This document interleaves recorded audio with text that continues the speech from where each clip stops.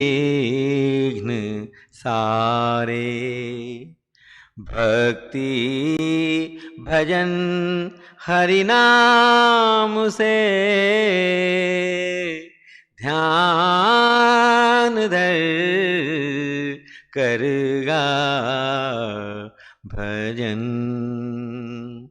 करु प्रार्थना गुरुदेव से मिट जाएंगे कष्ट सारे। भक्ति भजन हरि नाम से ध्यान धर करगा भजन। जिंदगी में क्या रखा, एक दिन यूं ही मर जाएंगे।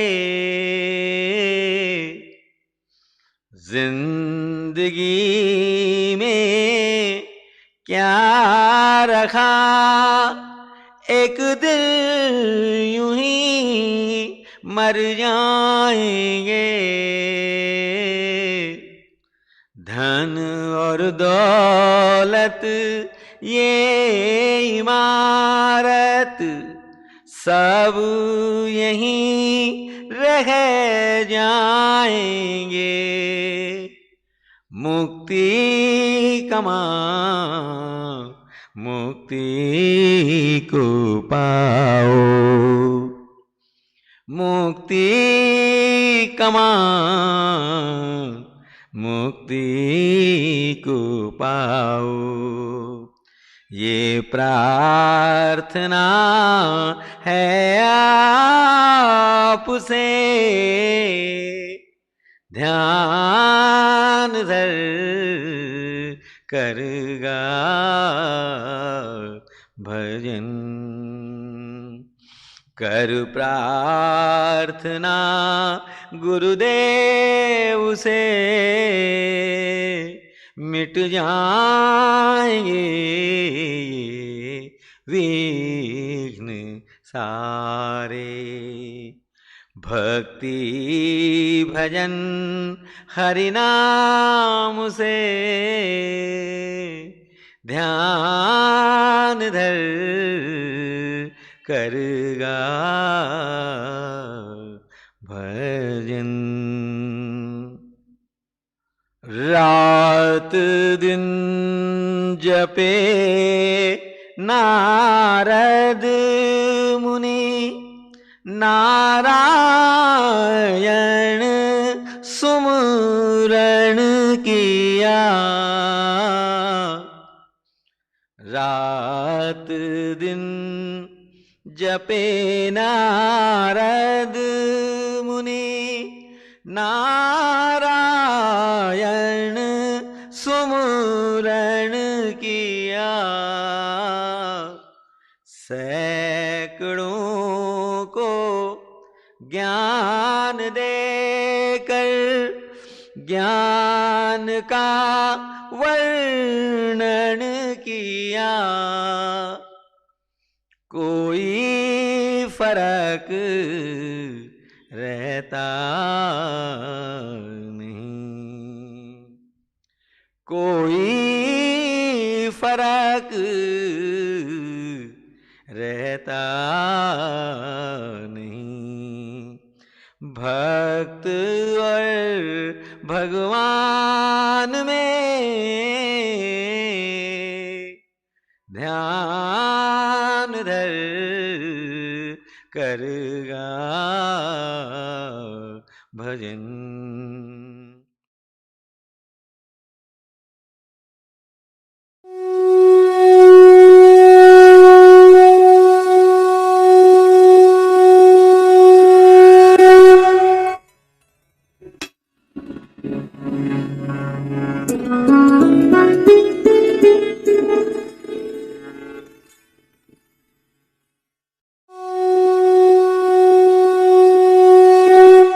माता और बंधुओं, अभी एक भजन होगा और भजन के साथ साथ सभी भाई बहन अपने अपने इष्ट का ध्यान करेंगे। बहुत डिटेल में ध्यान के विषय में बताया गया, कैसे करना है। अगर कोई नया भाई आए हो तो बताइए, जिसे फिर दोबारा बताया जा सके। सबसे पहले निश्चित कीजिए कि परमात्मा की कौन सी मूर्त, कौन सी सूरत आपको सबसे ज्यादा प्यारी लगती है। मूर्ति, मूर्त, इष्ट देव, ईश्वर, परमात्मा। अपनी आत्मा से पूछिए कि कौन सी ऐसी परमात्मा की मूर्त है जिसमें सबसे ऊंची भावना आप परमात्मा की डाल सकते हैं। सबसे ऊंची भावना चुनिए।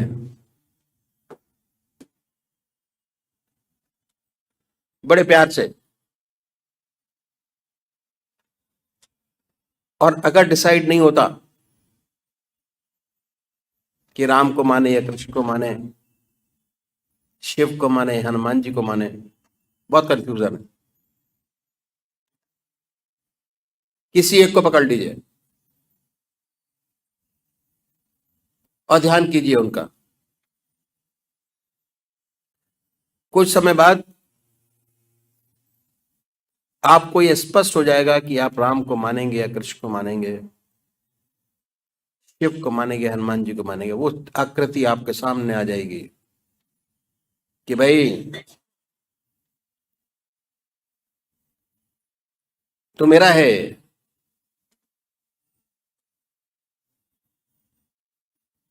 तब अपने इष्ट देव को पकड़िए। एक इष्ट की आराधना, एक इष्ट की पूजा। अगर रोज रोज बदलेंगे उसका कभी लाभ नहीं होगा आपको। चित्त की एकाग्रता प्राप्त नहीं होगी, कंसंट्रेशन ऑफ माइंड प्राप्त नहीं होगा। आप अपने इष्ट की गहराइयों तक नहीं पहुंच पाएंगे। आपको चिरयुक्त शांति, परमानंद की प्राप्ति नहीं हो पाएगी। अगर आपको परमानंद की प्राप्ति की खोज करनी है तो आपको ध्यान के प्रोसेस में जाना पड़ेगा। जैसे जैसे आप ध्यान के प्रोसेस में चलते चले जाएंगे, अपने इष्ट को गहराइयों से याद करते चले जाएंगे। जितना समय आप अपने इष्ट की गहराइयों में देंगे, जितने समय आप उनको याद करेंगे, उतना ही कंसंट्रेशन, गहराइयां आपके इष्ट देव की आपके अंदर बनती चली जाएगी। और जैसे ही याद करेंगे, फौरन बड़े आराम से याद आएगी। बगैर याद किए याद आएगी। सोते जागते, खाते पीते, हर समय उनकी याद होगी। ऐसी आदत बन जाएगी कि जब भी आप खाली हुए, ऑटोमेटिक परमात्मा की याद ऑटोमेटिक शुरू हो जाएगा।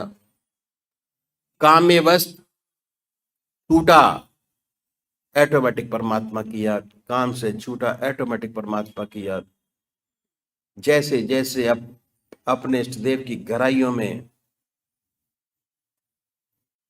बढ़ते चले जाएंगे, दिल की हर धड़कन से अपने इष्ट का नाम बड़े प्यार से अपने इष्ट को याद कीजिए और अपने सामने अपने इष्ट देव की मूर्त बनाइए। बड़े आनंदमय स्थिति बनाइए। दूसरे वो भाई हैं जो निराकार रूप के पुजारी हैं। निराकार, ओम अल्लाह वाहिगुरु। बड़े आराम से बैठिए, आनंदमय अवस्था बनाइए। ये सोचिए कि मैं अपने इष्ट के चरणों में विश्राम चाहता हूं। विश्राम के मायने ध्यान है। जब विश्राम करेंगे तो मन के ऊपर कोई बोझ आपके ऊपर नहीं होगा। बड़े आराम से बैठे होंगे, आनंदमयी अवस्था में बैठेंगे और उसके बाद ये महसूस कीजिए कि हमारे दिल की धड़कन से हमारे इष्ट का नाम निकल रहा है। ओम ओम ओम कर रहा है हृदय। आवाज दिल से निकल रही है, जिह्वा से नहीं निकल रही। आप पूरे शरीर में उसके आनंद से आनंदित हुई है। Relax your body, full body, Om के नाम से। तो अभी एक भोजन होगा और भोजन के साथ साथ सभी भाई बहन अपने अपने इष्ट का ध्यान करेंगे। हर दिल में समाए रहते हो सरकार, तुम्हारा क्या कहना। हम भी हैं तेरे दीवानों में, दिलदार तुम्हारा क्या कहना। दिलदार तुम्हारा क्या कहना। हर दिल में समाए रहते हो, गर्दिश में ज़माने की खोकर। कई बार तुम्हें हम भूल गए, कई बार तुम्हें हम भूल गए, पर तूने भुलाया ना हमको, पर तुमने भुलाया ना हमको। ये प्यार तुम्हारा क्या कहना। ये प्यार तुम्हारा क्या कहना। हर दिल में समाए रहते हो, इस दुनिया के बाजार में हम ठोकर पर ठोकर खाते रहे, ठोकर रहते हो सरकार, तुम्हारा क्या कहना। हम भी हैं तेरे दीवानों में, दिलदार तुम्हारा क्या कहना। दिलदार तुम्हारा क्या कहना। हर दिल में समाए रहते हो, गर्दिश में ज़माने की खोकर। कई बार तुम्हें हम भूल गए, कई बार तुम्हें हम भूल गए, पर तूने भुलाया ना हमको, पर तुमने भुलाया ना हमको। ये प्यार तुम्हारा क्या कहना। ये प्यार तुम्हारा क्या कहना, हर दिल में समाए रहते हो, इस दुनिया के बाजार में हम ठोकर पर ठोकर खाते रहे, ठोकर पर ठोकर खाते रहे, पर तू जो सहारे देता रहा, पर तू जो सहारे देता रहा, ये प्यार तुम्हारा क्या कहना, दिलदार तुम्हारा क्या कहना, हर दिल में समाए रहते हो,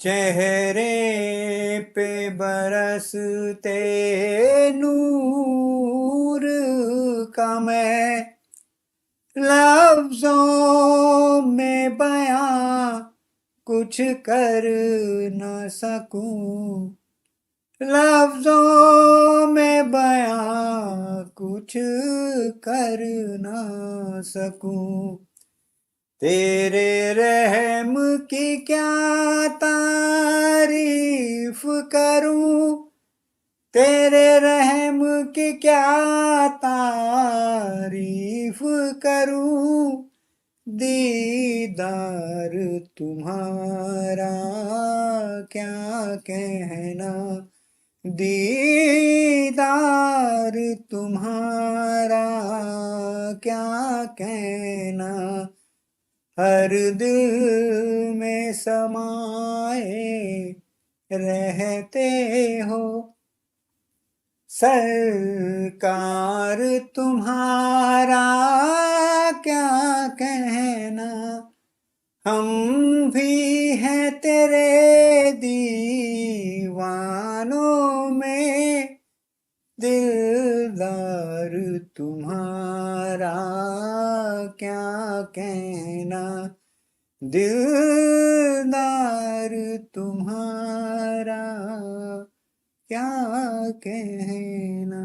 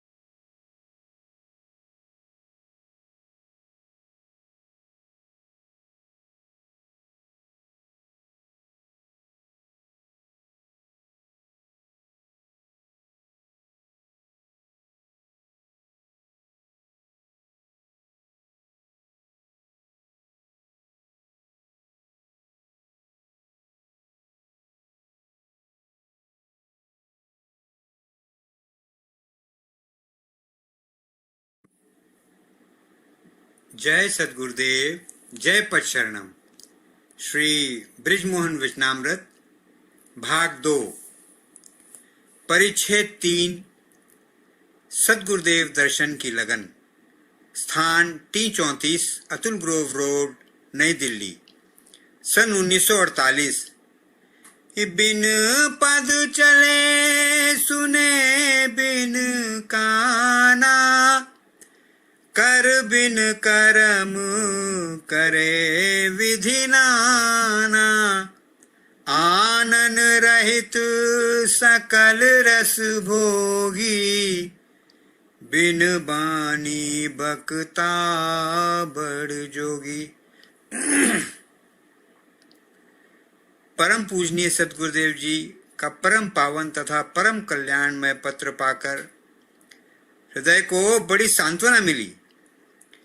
ये पढ़कर कि आपकी पूर्ण कृपा दृष्टि इस पतित की ओर है, बड़ा ही प्रोत्साहन मिला।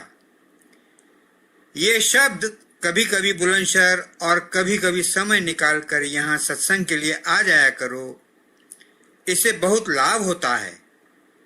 दासानुदास के हृदय में कुरेद पैदा करने लगे। पत्र आने से लगभग आधा घंटा पहले ही प्रिय सतपाल जी, जो पीलीभीत से आए हुए थे, मुरादाबाद के लिए गए थे। उधर धर्मपत्नी को रात्रि से बुखार हो गया था। तापांश यानी टेम्परेचर लगभग 102 डिग्री था। अब क्या करें? धर्मपत्नी से कैसे कहें कि इसका मन फतेहपुर श्री सद्गुरुदेव जी के चरणों में जाने के लिए तड़प रहा है। क्या ही अच्छा होता अगर ये पत्र श्री सत्यपाल जी के सामने आ जाता, तो उन्हें दिल्ली रोक लेता और स्वयं फतेहपुर चला जाता। कभी कभी समय निकाल कर यहाँ सत्संग के लिए आ जाया करो, इससे बहुत लाभ होता है। क्या ये सद्गुरुदेव जी की आज्ञा दास को बुलाने की नहीं है तो और क्या है? मैं तो जरूर जाऊंगा। क्या धर्मपत्नी को भी इसी रात्रि से बुखार आने को था? क्या इस पत्र को भी सत्यपाल जी के जाने के आधा घंटा बाद ही मिलना था? यह सब दास की परीक्षा नहीं तो क्या है? जब फतेहपुर जाने का निर्णय दास ने पूर्ण रूप से कर लिया, तो फिर धर्मपत्नी से कहा, गुरु महाराज जी का पत्र मिला है, उन्होंने दास को बुलाया है। मेरा विचार आज ही सायंकाल की गाड़ी से फतेहपुर जाने का है। धर्मपत्नी ने कहा, ऐसे पत्र तो आया ही करते हैं, उचित अवसर देखकर ही जाया जाता है। क्या आप मुझे ऐसे बुखार की हालत में छोड़ जाएंगे? ये दोनों बच्चे दिनेश और रमेश वैसे ही तंग करेंगे, इनके खाने पीने का इंतजाम कौन करेगा? दास ने उत्तर दिया, मुझे पूर्ण विश्वास है कि आपका बुखार मेरे जाते ही बिल्कुल ठीक हो जाएगा। मैं 4 दिन में वापस आ जाऊंगा और तुम्हारे लिए दवा और बच्चों के लिए डबल रोटी, फल इत्यादि अच्छी मात्रा में छोड़ जाऊंगा, ताकि आपको खाने के लिए कुछ बनाना न पड़े। धर्मपत्नी ने नाराज हो कहा, ये कौन सी भली बात है कि आप हमें ऐसी हालत में छोड़कर चले जाएंगे? मेरी तबीयत तो वैसे ही बहुत खराब है। ये बच्चे अकेले और मुझे तंग करेंगे। अगर आपको जाना ही है तो फिर कभी चले जाना।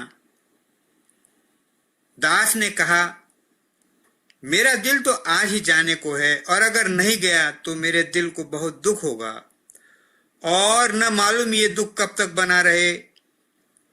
धर्मपत्नी ने कहा, और आपके चले जाने से हमें क्या सुख होगा? इसमें आपके दिल को दुख होने की कोई बात तो है नहीं। आपके गुरु महाराज ने ये तो लिखा नहीं है कि खत देखते ही चले आओ। मैं आपसे जाने के लिए मना करती नहीं। ऐसी हालत में स्वयं ही नहीं जाना चाहिए। दास ने कहा, परम पूजनीय गुरुदेव जी ने बुलाया तो है ही, वो ये तो कभी भी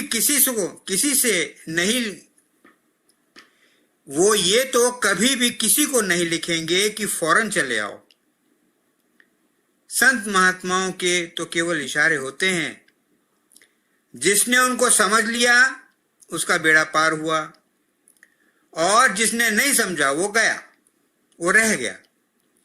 मेरी आत्मा और दिल गुरु महाराज जी के चरणों में जाने के लिए तड़प रहे हैं, लेकिन अगर मेरे जाने से तुम्हें तकलीफ होती है तो मैं हरगिज नहीं जाऊंगा, परंतु मुझे ये हमेशा अफसोस रहेगा। धर्मपत्नी ने कहा, मैं ये हरगिज नहीं चाहती कि मेरी वजह से आपको तकलीफ हो, आप जरूर चले जाइए। दास ने कहा, आप मुझे खुशी खुशी जाने की इजाजत दें। मैं फिर कहता हूं कि मुझे पूर्ण विश्वास है कि आपका बुखार मेरे रवाना होने के बाद ही फौरन ठीक हो जाएगा। धर्मपत्नी ने कहा, आप चले जाइए, सब ईश्वर मालिक है। इसके पश्चात दास दफ्तर गया और वहां जाकर पहला काम 4 दिन की कैजुअल लीव, आकस्मिक अवकाश का इंतजाम किया।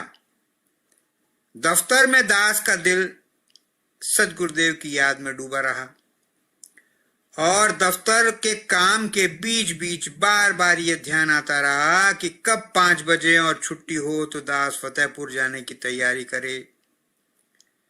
छुट्टी होते ही दास घर गया, रास्ते के लिए कपड़े तथा एक छोटा सा बिस्तर तैयार किया। इसके बाद बाजार गया, वहीं से फल बिस्कुट इत्यादि का अच्छा प्रबंध कर वापस आया और फिर धर्मपत्नी से फतेहपुर जाने के लिए विदा ली। गाड़ी लगभग 8:30 बजे रात्रि में रवाना हुई और दास को बैठने के लिए अच्छा स्थान मिला। गाड़ी में रात्रि भर नींद नहीं आई, बल्कि इसका दिल परम पूजनीय सदगुरुदेव जी के चरणों में एकटक लगा रहा। प्रातःकाल 6 बजे फतेहपुर स्टेशन पर गाड़ी पहुंच गई। दास उतरा और फतेहपुर शहर के लिए एक तांगे में बैठ गया।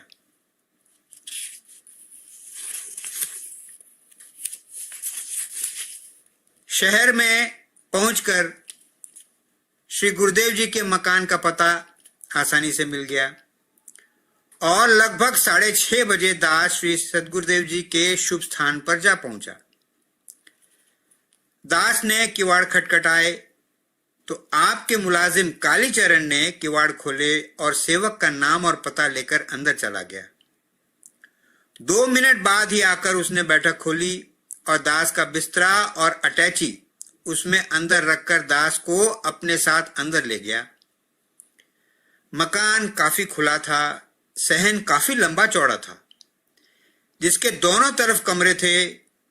परम पूज्य सदगुरुदेव जी अभी लेटे हुए थे। दास ने जाकर आपके चरणों पर माथा टेक कर प्रणाम किया। जैसे ही दास का मस्तक सदगुरुदेव के चरणों में लगा कि दास के हृदय में ये भाव पैदा हुए, चाहे अब जीवन चला जाए, चाहे गर्दन भी देनी पड़े, पर अब ये सिर इन चरणों से कभी जुदा नहीं होगा। आप फौरन ही उठकर आशीर्वाद देते हुए चारपाई पर बैठ गए। फिर दास को पास पड़े मूढ़े पर बैठने का इशारा करते हुए बोले, जीवन देना क्या आसान बात है? सोचना आसान है, परंतु करना बड़ा मुश्किल है। परंतु पवित्र विचारों का आना भी बहुत अच्छा है, फिर मालिक स्वयं ही सब कुछ करा लेता है। इसके पश्चात दास की ओर हंसते हुए श्री ओंकार जी अपने सुपुत्र को आवाज देते हुए बोले, इस बच्चे का स्कूल घर से बहुत दूर पड़ता है। ये साइकिल के लिए कह रहा है, हमारे पास तो पैसा है नहीं, परंतु ये हिंद साइकिल माहवारी किस्तों पर मिल जाती है। लेकिन पहली किस्त का 88 रुपए 62 पैसे देना पड़ता है। 88 रुपीज 62 पैसे ये देना पड़ता है। अगर पहली किस्त का इंतजाम कहीं से हो जाए तो बाद की किस्तें तो हम भी देते रहेंगे। दास ने जो ध्यान दिया तो इसे याद आया कि केवल ठीक इतनी ही राशि उसकी सेविंग्स बैंक अकाउंट की किताब में जमा है। बड़ी अजीब बात है कि इतने रुपए की ही किस्त भी देनी पड़ेगी। दास ने सोचा कुछ भी कहना तो खराब है, परंतु घर जाकर इस रुपये को सद्गुरुदेव के चरणों में भेजने का निश्चय कर लिया। इसके पश्चात आपने घर की कुशलता का हाल पूछा। दास ने कहा सब प्रकार कुशल है, परमात्मा की कृपा है। इस पर आपने फरमाया क्या कहा? सर्व प्रकार कुशल है। हमें तो कल रात्रि में लगभग 8:30 बजे जब तुम गाड़ी में चढ़े होगे, बैठक में सत्संग कराते कराते तेज बुखार हो गया और सत्संग के बीच में उठकर अंदर आना पड़ा। अब इस समय तबीयत ठीक है। जब आप घर वापस जाएं तो बहू को अगर कुछ तकलीफ हो तो होम्योपैथिक की दवा दिला देना। वैसे अब ठीक है, कोई घबराने की बात नहीं। दास मुस्कुराया और मन ही मन कहने लगा कि मैं तो धर्मपत्नी से कह ही आया था। सद्गुरुदेव जी की कृपा फौरन हो ही गई। इसके पश्चात आपने दास को शौच आदि से निवृत्त होने का आदेश दिया। अनोखा भोजन। तन बिन परस नयन बिन देखा, ग्रहे ध्यान बिन बासु असेखा, अस सब भांति अलौकिक करनी, महिमा जासु जाई नहीं बरनी। जैसे ही ये दास शौच आदि से निवृत्त हो पाया था कि श्री परम पूज्य गुरुदेव जी स्वयं एक बाल्टी में गर्म पानी एक हाथ में लटकाए हुए ले आए और कहने लगे, गर्म पानी स्नान के लिए है। दास ने कहा, आपने इतनी तकलीफ क्यों की है? दास तो खुद ही ले लेता।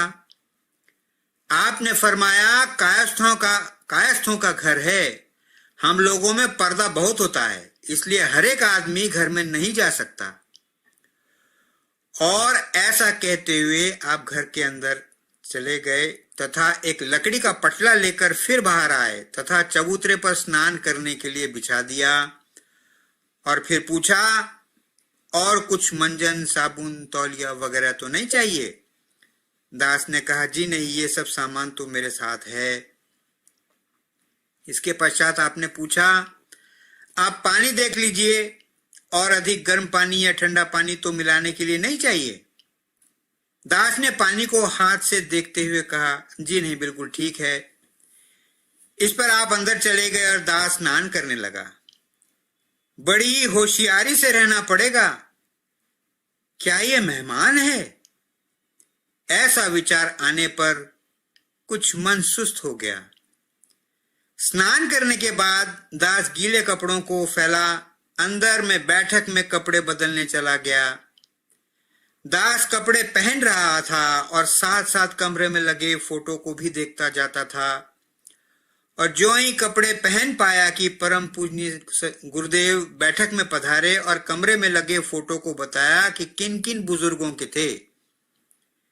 फोटो देखने के बाद दास ने अपनी अटैची खोली और उसमें से 2 साड़ियां जो दिल्ली से लेता गया था श्री परम पूज्य गुरुदेव जी को अर्पण करते हुए बोला, ये 2 सूती साड़ियां दिल्ली से पूजनीय माता जी के लिए लेता आया था। पता नहीं उनके पसंद भी आएंगी अथवा नहीं। आपने साड़ियां हाथ में ली और दास को साथ अंदर आने के लिए इशारा किया। अंदर जाकर आपने परम पूज्य माता जी को साड़ियां देते हुए कहा, यह लड़का आपके लिए साड़ियां लाया है और आपको माता जी कहता है। पूजनीय माता जी ऐसा सुनकर बाहर आंगन में आ गईं और दास से कहने लगी, साड़ी अच्छी है। दास ने चरण छुए। आपने आशीर्वाद देते हुए बैठ जाने का आदेश दिया। फिर चाय व नाश्ता तैयार करने लगी।